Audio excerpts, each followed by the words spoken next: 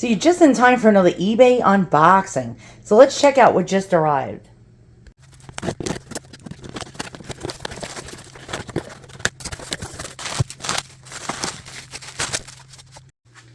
Let me tell you about this one. I paid a small fortune for this. Not going to tell you what, but thank you. Yeah, definitely thank me for spending all this money. And, yeah, so like a lot of people have been giving me a little bit of lip over buying these things, but if I don't buy it, somebody else will. And I will be sharing it with my local church. I'm not going to selfishly, enjoy these things just to myself. I will be sharing them, but not giving them. No. If the priest wants to pay my credit card off so he can own these for the local parish, he can do that. And you might think I'm a snot for saying that, but I mean, this I really wanted really badly, guys. Oh my God, I wanted this one so bad. These are so rare. You barely ever see these. And I'm trying to be careful opening it because it's, very, very hard to find these for the price I paid for it, which the price I paid for it was a small fortune, but compared to what they usually sell for was quite a deal, but not too much of a deal, if you know what I mean. It was still, painful. Painful on the credit card, if you know what I mean. But, I'll just worry about that another time. That's the way I look at things. You could die tomorrow. You might as well just, enjoy yourself, right? I mean, don't put your family in hock or anything, but, you could drop dead tomorrow. We might as well enjoy what little joy we have left and little time we have left in this life to enjoy the finer things. Thank you, Visa and MasterCard. All right, so what do we have here? Oh, it's big. Wow, okay. All right, hold on. This is probably one of the biggest... Well, this is my second biggest relic. And you might be like, relic? That's Saint Therese. And Saint Therese happens to be my favorite saint in the world, besides Saint Anthony. And so this is beautiful. It has a likeness of her. This was probably she was canonized in 1925. And so it's most likely from around the time of her canonization. So you flip it over and voila. It's a triple threat relic. I call these triple threats. There's probably no term for triple threat relics, but this is 3 relics in one. So we have, let's zoom in. We have ex ossibus, which in Latin means bone. We have ex capilli, which means hair. I don't know, can we even see? Let's try. Oh yeah, I see the strands of her hair. Really cool. And this one happens to be ex carne, means of the meat or flesh. That's where you get the word in Latin, ex carne. It's the beginning of the word carnivore. And so that's the meat, that's the hair, and that is the bone of Saint Therese, the Little Flower of Lisieux. And this is enormous. So this is most likely sterling silver. I'm going to see if I can open this up. You really shouldn't want to tamper with these, but sometimes there'll be the stamp from the Vatican or the Apostolate Consular, and it does come off. I'm going to do this gently, and let's see if there's any... I have to clean this glass anyway. This glass is filthy. Sometimes there's information in here, and I think they glued it, so I don't want to really mess with it. Okay, this is glued in, and I'm not going to mess with it, but this feels like a photograph. It feels exactly like a photograph. Now, I have the glass, if you can see right here. It's really, really dirty, so I'm going to clean it with lens cleaner. And I'm not tampering with this because it's on the other side and it's sealed in there. So I'm just going to give this a little squirt. And, oh, you can't see what I'm doing. There we go. Give it a cleaning. And we're going to check this out. I'm going to actually put it in a monstrance. I tried to say it French by going monstrance, to try to be fancy. I'm not fancy. I'm not fancy at all. But this is something that the local Catholic Church would go wild over. As a matter of fact, my parish priest has begged me for a Saint Therese of Lisieux, of the Child of Infant Jesus relic. He knows about my collection because I'm bringing it to him soon to share with the other parishioners to bless them with. And he's asked me, well, he didn't beg me, but he said, do you have any extra ones that you can give me? Hint, hint. And I'm like, well, I'm really sorry. I'll try to find one for you. But, yeah, I can't give him something that cost, you know, me $5 or $6 or $7 or $800, not going to tell you the amount, just handed it, over to him when I'm paying off the credit card for it.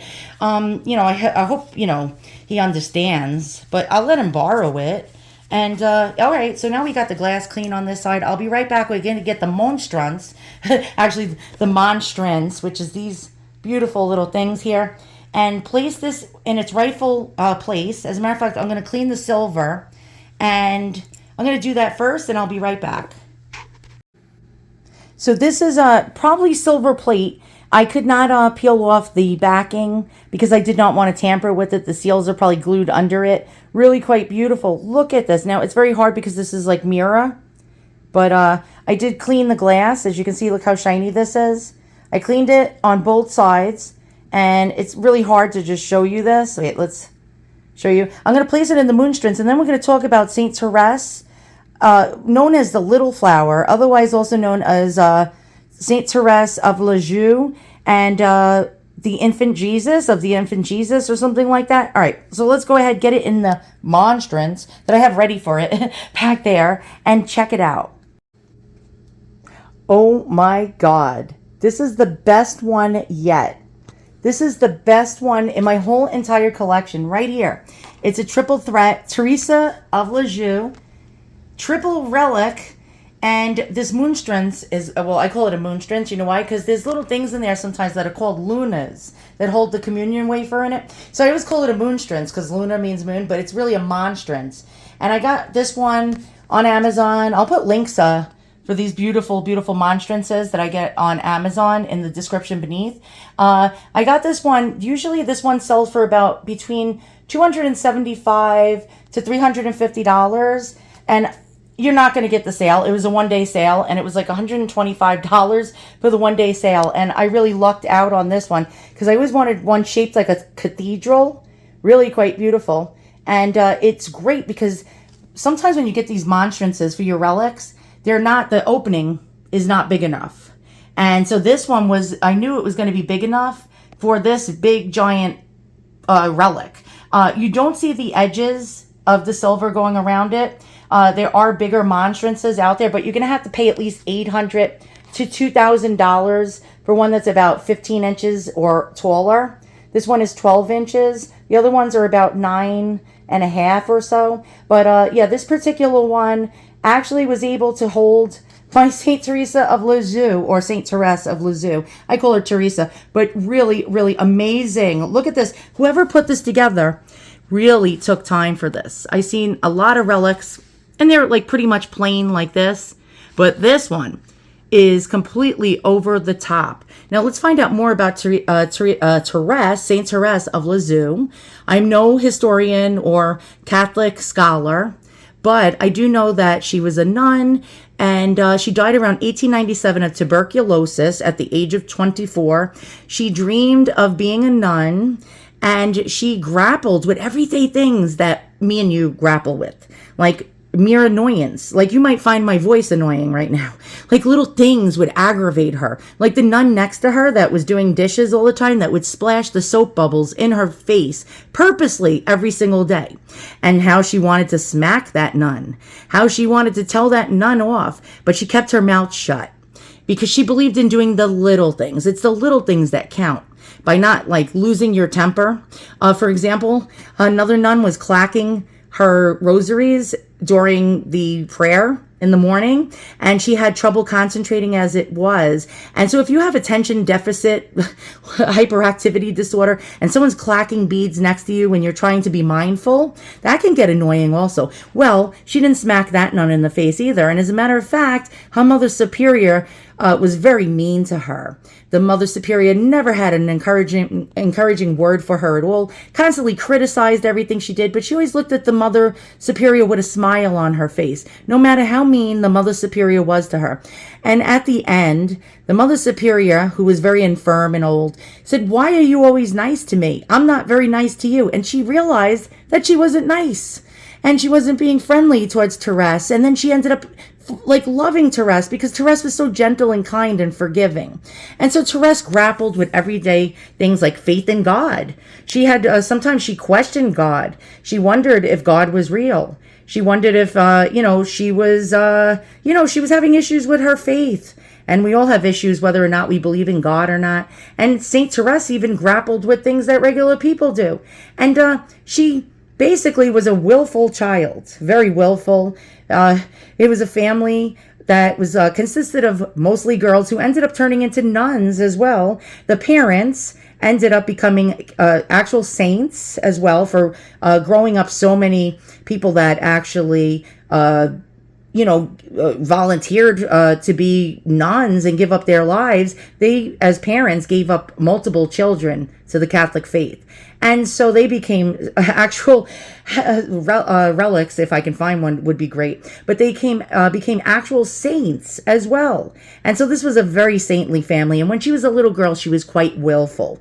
As a matter of fact, so willful that if her mother punished her and sent her into the cellar, and the mother would say, "Have you had enough yet?" She would say, No, I haven't had enough yet. She wouldn't give in. And she was a stubborn little girl who was quite sensitive and who used to throw fits. And people would say, "Oh, she's spoiled." But she really wasn't spoiled. She was just a very sensitive soul. And so she loved her father, but her mother as well. Her mother died when she was very young, I think 4 years old. And her mother died of breast cancer, sadly. And then her older sister became her new mother. And then when her older sister ended up giving herself to the convent, and her losing her mother twice was really quite daunting on her. When she decided she wanted to become a nun. She was too young. She was about 15, I believe. And so they told her, "No, you're too young. You have to wait." And Saint Therese wasn't having that. So she arranged for travel passage to get herself sort of not snuck in, but get her way or place inside the Vatican. Well, before it was the Vatican, where Pope Leo was, I forgot which Pope Leo, you can fill in the blank there. And she threw himself at his chair. Everyone got a turn. It's like the almighty powerful Oz or Santa Claus. Everyone gets a turn. And he was sitting in his throne, his Pope throne. And she said, "I want to become a nun." And he said, "Child, you have to wait." And she's like, "No, I don't want to wait." And he goes, "That's up to God leave it up to God's will." And she threw herself at the floor beneath his feet and refused to get up. And refused until he said yes, which he didn't say yes, and he ended up having to call the Swiss guards to remove her. And finally, when she got back home, they admitted her into the convent. So she was the saint of little things. She felt little things meant a lot. Smiling, even if you don't feel like smiling. Little sacrifices. So on Christmas, every year, they would do the thing with the shoe. I don't know, some of you do that. It's a custom that sometimes gets carried on from Europe to America. And the father would put goodies in everyone's shoes. And she overheard her father telling her older sisters, "Oh, isn't this great? This is the last year we're doing this." Well, Therese wasn't having that. And she started crying. And then she realized, but wait, I'm going to upset my father. It is the holiday. It is Christmas. And I'm going to go down there with a pout on my face and cry. Let me do something better. Let me be grateful. And she went down there with a smile and took it in such a way that it didn't upset her father. It was her last year of getting goodies in a shoe. And she learned that by controlling her emotion and sort of sacrificing for other people's emotions, that she was doing the little things. So the little things can turn you into a saint. So here she is on the left. I'm going to show you a collage of some pictures of her. She was actually a quite beautiful young lady. And I'm sure she could have had quite a bit of suitors if she did not join the convent. But she died at the age of 24 of tuberculosis. Her last words were basically this. Yeah, God, I really haven't felt you, she didn't say this exactly, but it was what she was meaning. I really haven't felt you around me. Pretty much, you didn't help me. I'm sick. I'm dying of tuberculosis, but oh my God, you're so beautiful and I love you. And those were her last words, and she died. She died still loving the Lord, who she probably felt abandoned her and left her sick. And here she is. She's wearing Joan of Arc costumes. She loved Joan of Arc. She even put on a show for the nuns in the convent, and she was, of course, Joan of Arc. Why not? She's got to be Joan of Arc. Who else would play that role but her? She was quite a fighter, but a lot of people think she was a crybaby. And I really don't think she was a crybaby. I think she was just really full of fight. and filled with feelings and emotions that most of us actually have, but we hide from others. And instead, we might throw ourselves on the floor and refuse to get up. And, but, most of us hide things like that and try to behave ourselves. But not St. Therese, until she mastered herself in that convent, but sadly died at the age of 24, became a saint really quickly. It was outrageous. She died in 1897 and became a saint in 1925. That's unheard of. She's a doctor of the church as well, a female doctor of the church. And so she's a well-loved saint. And if you find these relics of her, they go for a bucket ton of money. And you might say, well, you selfish jerk. A priest could have had that. Well, priests don't really bid on eBay. Well, unless I don't think they do. And I'm going to share it with my local convent. You see, my brain's going to convent. I'm going to share the relic of St. Therese with my local parish and multiple local parishes in the New York area. If you want to contact me, you're a clergy member, and you want to have me bring this so you can heal people with it, perhaps. Or maybe have people kiss it or touch their crucifixes or rosaries to it to make it a third-class relic, because this is a first-class. I would be more than glad to come on down under my supervision, because I'm afraid people steal. Yes, people will still steal in church, sadly.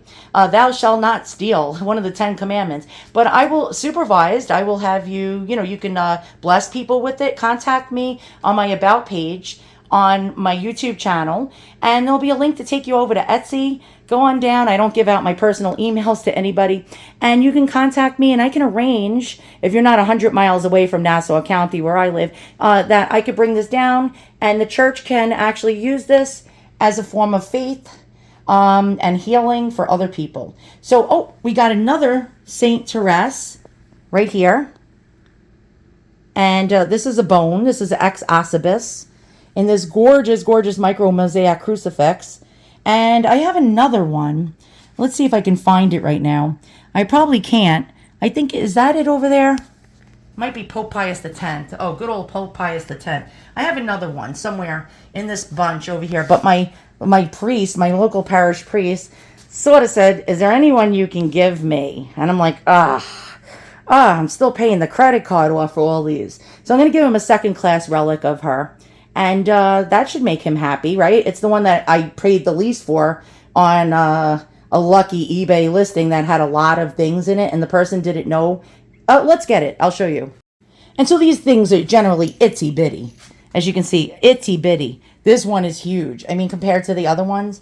And this is a second-class relic. Now, what is a first-class relic? Don't want to be redundant. I tell you guys on multiple videos about these relics. But if you're a newbie or a newer, a first-class relic is of the body of the saint. Bone, skin, hair, nails, brain, tooth, all sorts of things of the body, muscle.